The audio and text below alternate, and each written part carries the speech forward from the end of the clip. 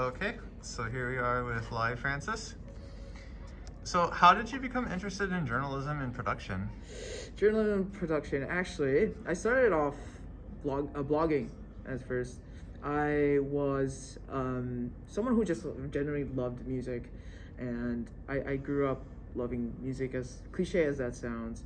And so whatever I discovered, whatever I grew up with from my parents, I would technically just write about it. So I had Zanga and LiveJournal, I had Tumblr, but Tumblr is where I actually blew up my passion for it. Coinciding with that, I had the pipeline of going into emo and alternative rock music and eventually discovering K-pop. My whole Tumblr blog ended up being a K-pop blog, appreciation blog. And then after that, when I got to college, I didn't really know what to do. I just knew I liked sharing what I liked listening to. And yeah, from there on, I decided that I wanted to get into journalism. And it's not just journalism, it's multimedia journalism. So whether it's video, whether it's radio, whether it's anything that has to deal with telling a story, I wanted to take part of. So yeah. And who were your influences? Influences, as an Asian American growing up, I didn't have anyone to look up to, right? Mulan is obviously a fictional character. You can only do so much with a fictional character. But once I got into this whole scene of watching live video, live broadcasts and stuff, I always looked up to Suchin Pak of MTV News and also Sway. So those are the two key people that wanted me to get into broadcast journalism. So those two. Do you think that there's more influences for children these days as opposed to before? Yes, I do believe so. There's so much accessibility in terms of how to gain information. Obviously, social media plays a really huge part in that. And sure, that the only unfortunate part I would say is the fact that because we are consuming all this information, I think our attention spans are getting smaller. It's just a matter of how much information could be packed in like a 3 second to 3 minute video. So, but the accessibility there is just a matter of verifying, is that story or is that fact true or not? I think that's the struggle that we face today. But yeah, I think there's more accessibility than there ever was before. And so you've also worked on short films and documentaries, and you have a background in video production. How did you get interested in that? To be honest, I don't really like writing, or I don't think writing is my strongest asset. So I like telling things visually. So whereas the short form video, whether it's like through a Vine, and I think that's where it really kickstarted, was when I was never usually a Vine person, but you would just usually like do short clips, and that's how I kind of got randomly scouted for the MCed documentary that was filmed in like 2013, I believe, when he did his residency in New York in October. And they're like, hey, we want you to take part of the MCed documentary and, license your stuff and make sure it's okay. And I thought it was pretty cool. And that was when I was starting my freshman or sophomore year of college. And I got into documentary, and that made me want to be more of a script writer. And that's what I do now as a TikTok lead at Cnet. I write scripts every day. I produce them with a host, and sometimes I co-host too. So yeah, it's been a fun journey. How did you end up joining Cnet? Cnet, I was randomly recruited. Yeah, so at first I was just a weekend editor, a weekend producer that would just push things on all platforms. So whether it was Twitter, Facebook, LinkedIn, I managed all those platforms on the weekends. And once TikTok started becoming more prevalent during the pandemic, I had that luxury of just doom scrolling as a job to just adapt to the platform and learn about it and utilize the different features. And that was the fun part, was finally getting a team. And now, as short form video is beginning to be more what everyone's leaning towards to now, it's been a great experience to just teach others who want to learn more about short form video. So yeah, that's how I got recruited. So I went from a weekend producer to now a managing lead for TikTok for the platform. And you've also had work featured in Teen Vogue, Pop Crush, Allure, Glamour, Billboard, so many more. Were you freelancing then, or did you work for like an agency? So I was freelancing already. So thankfully, from where I am, like Cnet's so totally cool, and I love the team, and they actually knew about what I was doing before I got into Cnet. They're like, so we didn't know that you had a bigger influence outside of the tech world, and they're like, yeah, so like it's okay for you to keep doing what you want to do. I was like, thanks, I respect you guys are cool. So they let me do my thing, so that's why, you know, I'm here today, and I have the privilege, and I'm super grateful to be talking at KCON for the past couple of years, and you know, spread the awareness of Asian American culture and just Asian music alone. It's been such a great experience to just share my knowledge and experiences with others. So yeah. And has journalism changed over the years? You were actually talking about fact checking, right? Like a few minutes ago.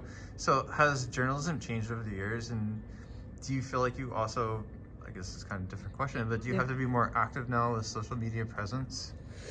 Journalism has changed, and I feel like journalism has kind of, I wouldn't say died, but just the shift from writing more to receiving and absorbing information on social media is way more often received than it is reading it online. And I think one of the factors is that, one, we have short attention spans. Second, paywall. We definitely see a lot of people will not read something because, you know, there's a paywall for it. I think this generation has become kind of, you know, they want something right in front of them. They want something that's instant. It's unfortunate, but it kind of is a good challenge to have, to see how storytelling will change over time. And as for fact checking, I think it's really hard to tell nowadays, definitely, depending on what platform, especially with social media. Like, I think we know Facebook is known as that platform who spreads the misinformation, but also TikTok too, you know? Everyone has its disadvantages and advantages. It's just a matter of people aren't sourcing the information as to where they are before. It's just like through mouth or through ear, through what they see in front of them, that instant gratification aspect. It's just, I think people just don't take the time as they used to. And what's the most exciting assignment that you've taken? Most exciting assignment I've taken. That's a good question. Most exciting assignment I've taken. I think doing a cover story for Tomorrow magazine for a musician that I just highly respected their art for. This is a cover story that was done last year. It was with the bassist and the lead singer of a group called Day 6. His name is Young K, and we dove into his songwriting aspects, because when you cover Korean music or K-pop or anything, music process isn't really something that artists really talk about, or it's kind of known as a, what would you call it? What's the word? It's just rare. It's just rare for people to talk about their process, and to dive into someone's mind like that, to see why these songs are sad, what was the instance behind writing this certain lyric, and why do they think, like, what's the reason and the trigger why they felt hurt during this, like, instance. It was a very intimate setting and an intimate time, and given this is during the pandemic where everything's virtual, but even though it was done virtually, I was kind of impressed and proud of how that was executed, because I have met that artist before and I've talked to them before, but not to a matter where it was just very intimate, and it was not in a vulnerable state, but just very casual and friendly. Like, they just opened up like an open book. So that was such a sight to see.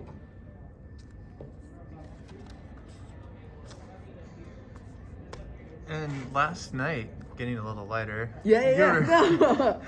That's actually really cool that you were able to do that though, to get into somebody's mindset. Yeah. Like and how they did that. Yeah. Like to build rapport with somebody Yes. that you've interviewed. Yeah. Because a lot of interviews can probably can be kind so of, like PR and pushed, Yeah. and it's very mechanical. Like there are a couple of Korean artists I've talked to where, you know, it's, you already know it's because they're new or because of their name they want to protect it, so it's kind of like media oriented already. But once you start talking to some artists, and you kind of, whether it's in person or virtually, and you share more of yourself, and they share how, you know, their culture with you, and you exchange, you know, interaction with them. It's amazing to see how music or whatever subject you guys have in common could bring you two together. So yeah, it's building a rapport. Like it's definitely it's a privilege I'm forever grateful for. I could actually see that because like last night you were talking about conversations that you had with Alexa, you know, with your jacket, and just telling everybody to drink water. Yeah. And I know this sounds funny, but it's like you're able to connect with people. Like you seem like I obviously this is the first time I met you. Yeah. But last night seeing you connect with everybody, asking everybody, where are you from? How long did that take? And having the patience to be like, was it 15 hours? Was it 10 hours? Was it 5 hours? Yeah. I can't hear you. I'm sorry. Yeah. But you had the patience. You didn't give up. Like you just sat there and you listened to those people. And I think that's like, it's not even a skill. It's just like being a good person. And I think when you're a good person, you can build that rapport with the people. And I think that's pretty cool. Oh, thanks, man. Yeah. Don't make me cry here. No, but yeah, I think that's like that's the key thing, right? You get into journalism to tell stories about people, and you want to try to do your best to report that back to whoever you're saying. And patience is definitely key in whatever you do, and that's how you get the best results. Sure, you might not get it right in an instant, but the more you wait, the more you linger around, and the more you actually just sit there and absorb what's going on, the better understanding you have of things, and the better way you could tell the story or tell the subject. So that's totally important. And you know, besides being patient, it's just be good to people. You know, you never know what someone's going through the moment you talk to them.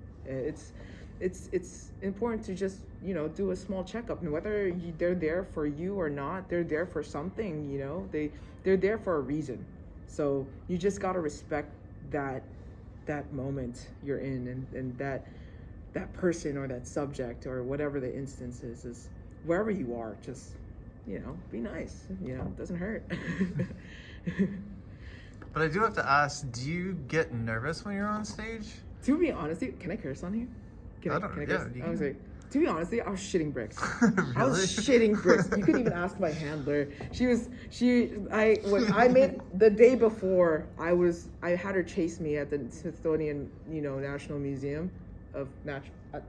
I had her chase me at a museum because I was like, I'm a type of person who will have fun, and the thing is, coming to Otakon, I being very blunt with you, it's weird to be taken care of because it's just weird overall because I don't see higher ups or low, you know, or like people who help you as, you know, I just treat them as friends and family because they're there just have fun and help you.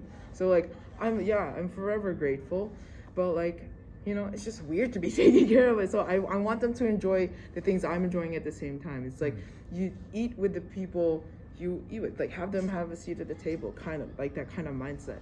But yeah, I mean, did I answer that question? But yeah, so but yeah, I just think it's always important to make sure that, you know, everyone eats and stays hydrated. If we say that in a metaphorical stance, is just everyone make sure they're okay. And then I have one last question for you. What advice would you have for people entering your industry today? Oh, don't give up, man. Like, there's something I always tell people who want to get into this industry is, if you can't find a platform yourself, be the platform. if no one's gonna accept your pitch, or if you get in touch with an editor or a producer or a director of some sort, be the platform yourself. Whether it has to be start your own vlog, start your own website, open your own TikTok account to create your content, someone will discover you eventually. And sure, it will take time, but like I said earlier, that patience will wear off. I mean, not wear off, but it will pay off at the end. You know, there, especially for, you know, for someone like me, you know, Asian Americans, like now, because of like the boom of Crazy Rich Asians, K-pop, and all these things, all these sources of representations, like there are doors that have opened, right? So it's just a matter of just pushing through and connect with people you want to connect with, and making sure you have like a set goal or a set thing that you want to do, and make sure you just go for it with patience, and just be kind to people, because like I said, kindness goes a long way, and you never know where it takes you. So yeah. Awesome. Well, thank you so much for your time. Thank you, Nick. You're cool, Nick. Stay hydrated, Nick. You're cool. I have to finish my water. Yeah, you should. I would scold you right now, but you're recording, so I would